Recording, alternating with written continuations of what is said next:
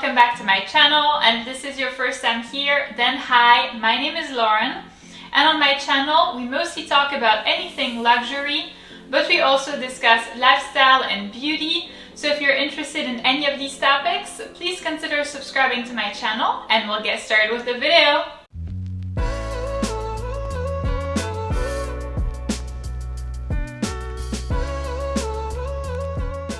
So in today's video, I'm presenting you a list of the handbags that I love but won't buy.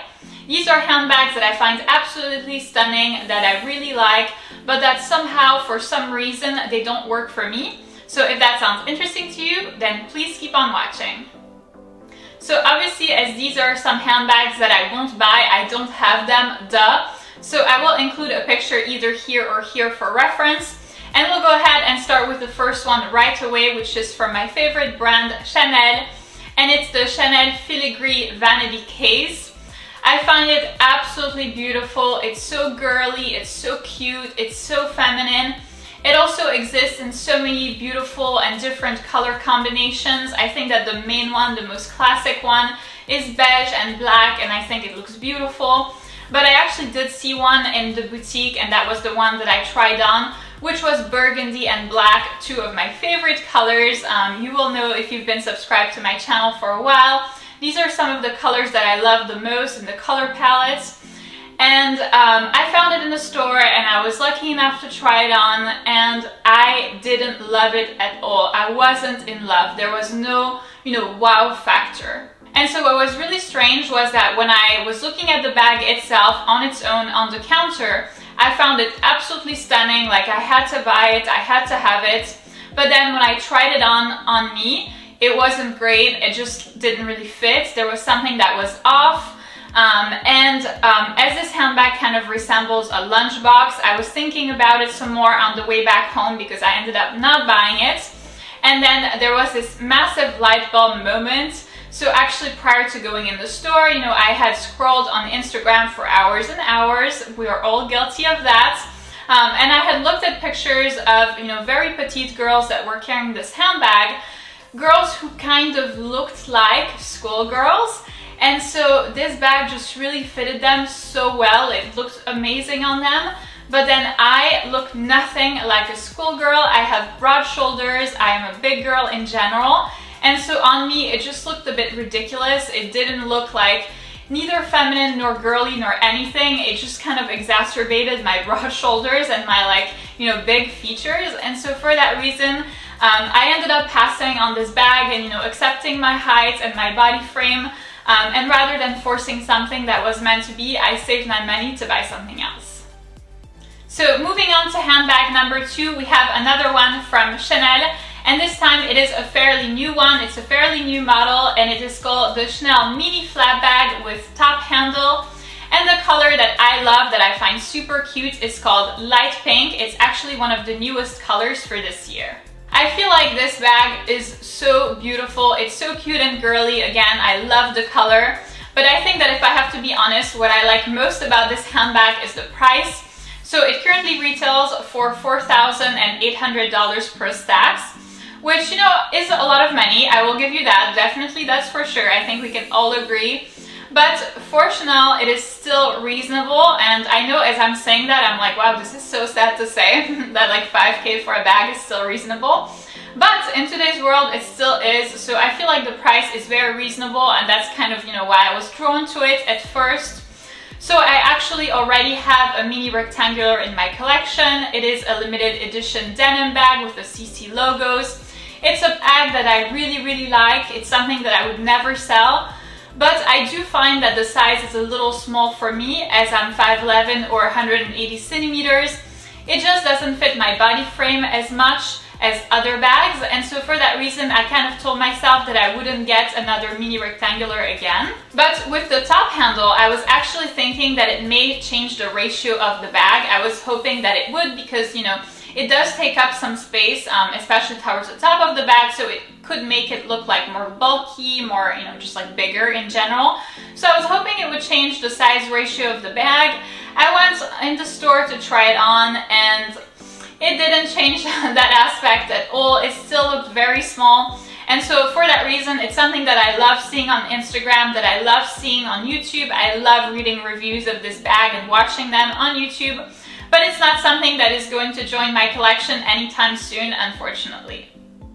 So next up, we are moving away from Chanel. I'm already surprised that I could find 2 handbags from them that I wouldn't buy, which is surprising for me considering that I absolutely love this brand. But anyway, now we're moving away from Chanel and we are going into Hermes. And the next bag that I won't buy but that I love is the Hermes Constance. In either size 18 or 24, to me they are about the same. I love both, but I wouldn't get any of them. And so kind of similar to what happened with the vanity case, I spent hours upon hours on Instagram scrolling and looking at this bag, and I found it amazing. I thought that, you know, it was a good, quote, entry-level bag. It's not as desired as a B or a K. For Hermes, I thought that it was a good idea. It was a good, like, first bag. I love the idea of the crossbody. I think it's, you know, very convenient. Especially if you want to have your hands free. Obviously there were so many beautiful color combinations to choose from, but I was pretty easygoing when it came to the color. And what ended up happening is that I actually met an essay randomly at a store, and I was with my mom and we were speaking French, and the essay recognized that right away. And so she was super duper friendly, even though I basically had no purchase history. And she was kind enough to show me a Constance 18 and a Constance 24. And I was so disappointed because the Constance 18 on me looked like a kid's bag. I mean, it is honestly pretty ridiculous. And I love the bag on its own, and I love the bag on the essay. So she actually tried it on for me to kind of see what it looked like, and she was 5'2". And so it looked amazing on her, it was so beautiful, but on me it was just like a complete disaster. And then, you know, she said, well, don't lose hope, how about you try the size 24, which is bigger, which will likely suit you better. And that's what I did. I tried size 24, and that was big enough for me. But the thing is, it was a little too big for me. It was a little bit too bulky, especially still considering my body frame. Even though I am tall, I am still skinny, and so it just was like really weird.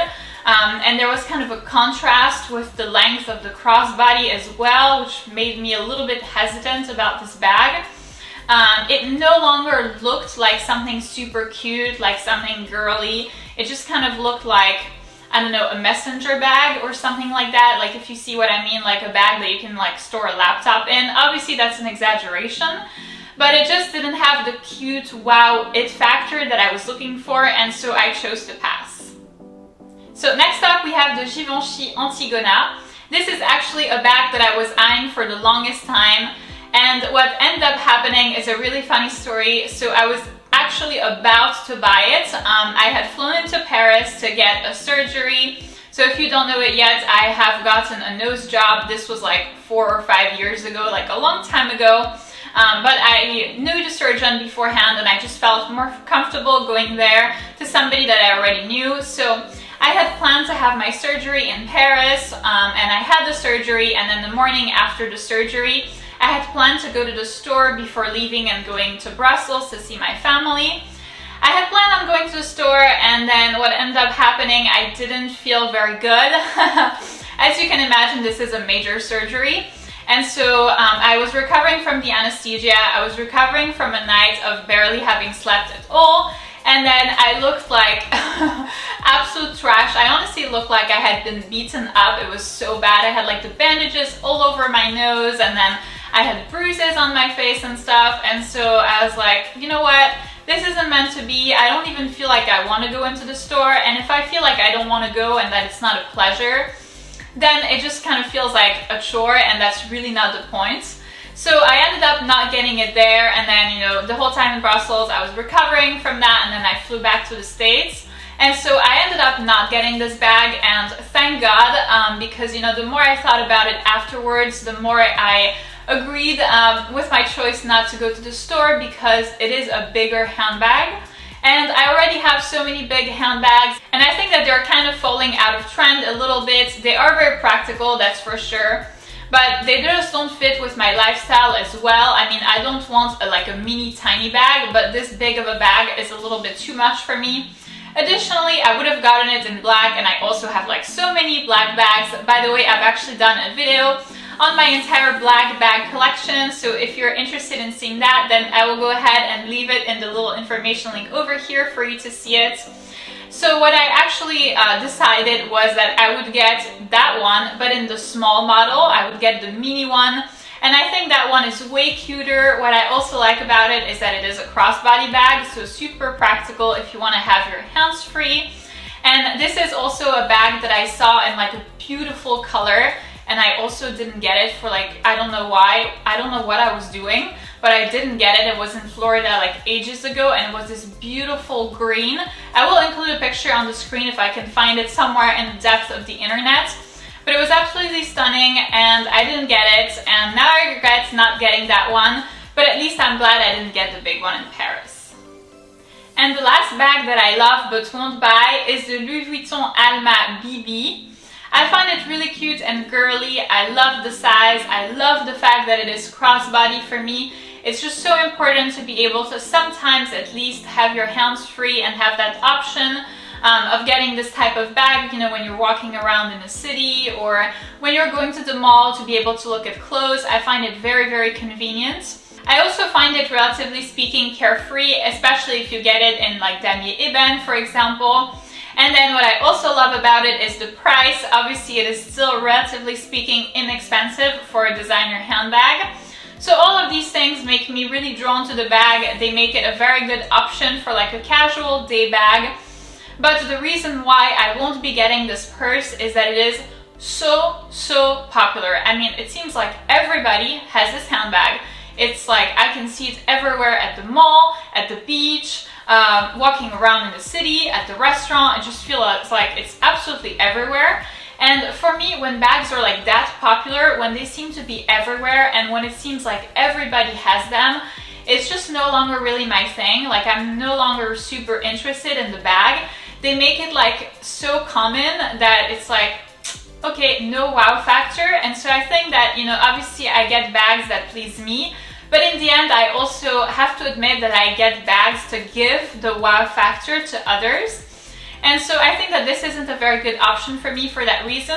But I do think that the Givenchy Mini Antigona would be so much better, especially to replace this. These are pretty similar bags in terms of size, in terms of both being crossbody options, and then both fairly-ish carefree.